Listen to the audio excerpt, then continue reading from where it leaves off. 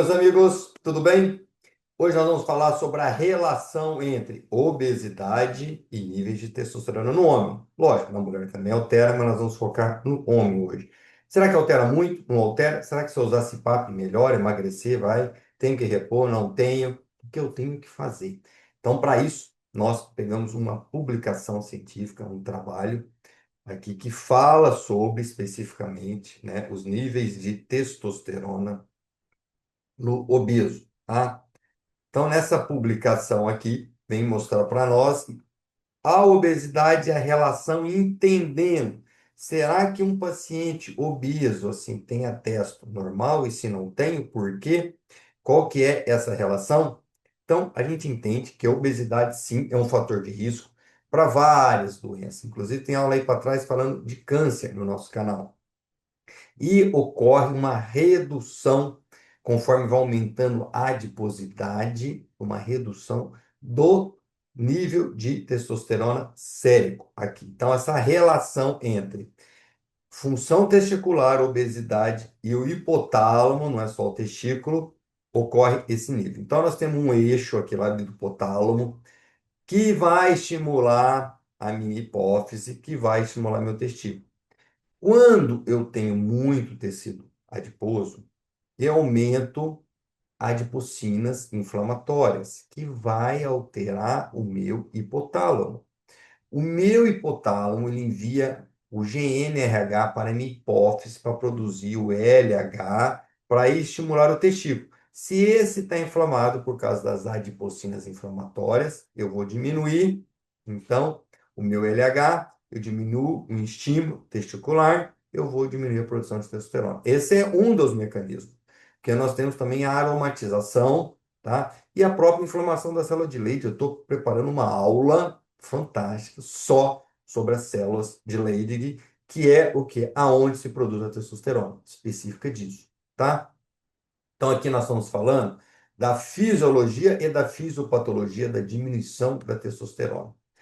E a gente sabe, então, que a obesidade está muito relacionada à diobesidade, que chama o quê? Que é o diabetes tipo 2. E também a apneia do sono. Gente, a apneia do sono e a obesidade vai ter. Agora, será que se eu utilizar CPAP, eu melhoro a minha testosterona? Tá? Então, quando eu tenho a apneia do sono e eu utilizo o CPAP nessa publicação, mostra que é controverso e não melhora a testosterona.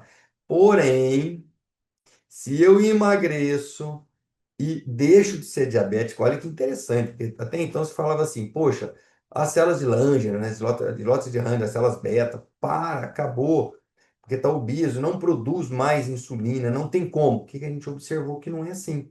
Se você emagrece, essa célula volta a ser funcionante, porque na verdade ela parou por uma disfunção e não por ausência na produção, né?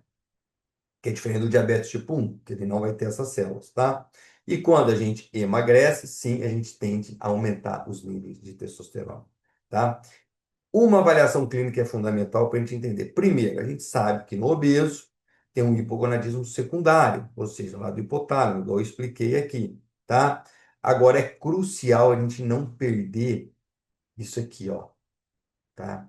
O hipogonadismo patológico é o primário do testículo. Se o paciente teve um trauma, se o paciente tem um tumor testicular, se tem criptoquidia, se tem torção, se teve orquite, infecção, tudo isso é importante a gente avaliar, não só o nível de testosterona, por isso que pedir o LH é importante. Então, na avaliação clínica, não deixar passar despercebido isso e outras condições, né? Por exemplo, Klinefelter, o prolactina né? Na verdade, o aumento de prolactina, gente, se o paciente tem diminuição de testosterona, você tem que pedir prolactina para esse paciente, para ver se ele não tem prolactinoma, que é o quê? Um tumor benigno lá na minha hipófise. Então, de novo, se o paciente tem testosterona baixa, pede prolactina para esse paciente, tá? A hemocromatose também pode acontecer em sobrepesos e diminuir o níveis de testosterona circulantes. Exame físico, sim, fundamental, sim, né? Mas esse aqui, essa avaliação clínica, é para a gente lembrar que não existe no obeso só alterações secundárias, mas primárias da gônada, tá? E também genéticas e outros tumores que podem cursar com diminuição de testosterona. Não achar que é só por causa da obesidade, porque a gente sabe que a obesidade sim diminui a testosterona, mas nem sempre está só relacionado à obesidade. Pensar em outras formas. E nesse trabalho aqui, muito, muito interessante, que ele mostra aqui, ó. Quando eu tô, venho, ó, aqui a testo está baixa, aqui é o nível de testosterona e aqui o nível o quê? De MC, que é o quilos. Então você vai perdendo esse percentual em quilos. Olha que interessante, quando eu estou mais obeso, tá? Eu tenho um nível de testosterona menor. Conforme eu vou emagrecendo, meu nível de testosterona sobe, tá? E aí sim, vem aquela questão e da briga. Tratamento com testosterona não indicado. Então, olha só, o trabalho fala assim, a administração de testosterona não é recomendada para tratar a redução de testosterona sérica em homens com sobrepeso obeso, exceto em casos que há hipogonadismo patológico. Bom, o que que ele quer dizer disso aqui, tá? Se você atende um obeso e a testo dele é baixo, não tem indicação de fazer reposição de testosterona. E aí vai dar briga, tá? Por quê? Tem trabalhos que mostram que deve repor. Tem trabalhos que mostram, como esse, que não deve repor, tá? O que que nós temos que primeiro levar em consideração? Gente, bom senso. Quadro clínico.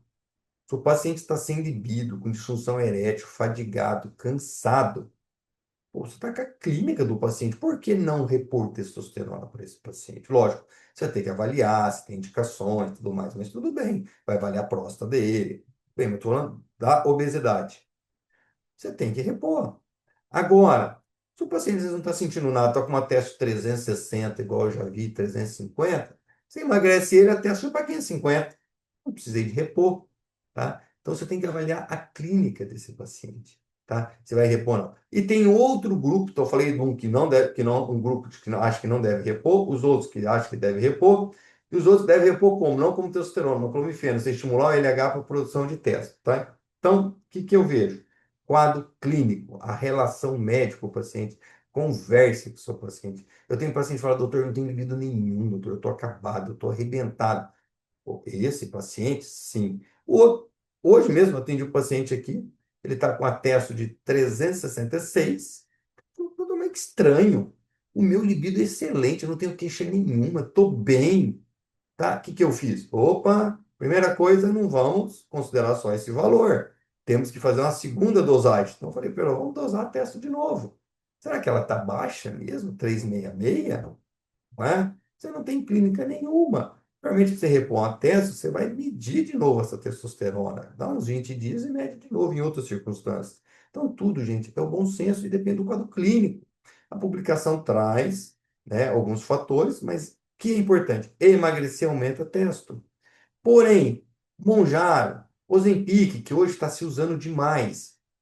Se você emagrece com Ozempic, por exemplo, chega a dar 39% de perda de massa muscular. Então, do teu peso que você perdeu, quase 40% é de músculo. Não dá para se perder músculo.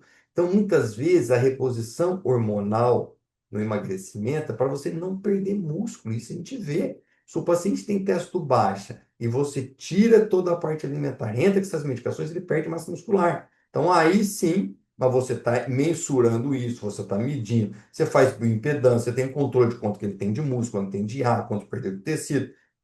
Isso chama-se acompanhamento médico. Não é comprar as canetas aí na farmácia e querer usar. Vai perder massa muscular. Então você tem que avaliar um contexto geral e individual e fazer um tratamento personalizado para esse paciente.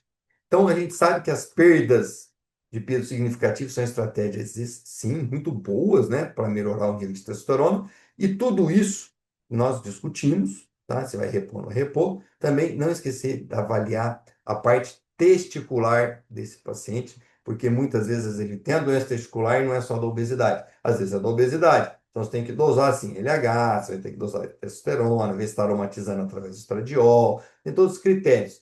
Mas é importante a gente não deixar durante o emagrecimento esse paciente perder massa muscular. Avaliação clínica desse paciente, exame clínico desse paciente, converse com o seu paciente e aí você vai ver se ele tem essa necessidade ou não. Tá bom, gente? Obrigado mais uma vez. Curta aqui se você gostou, encaminhe para quem precisa. Tchau, tchau.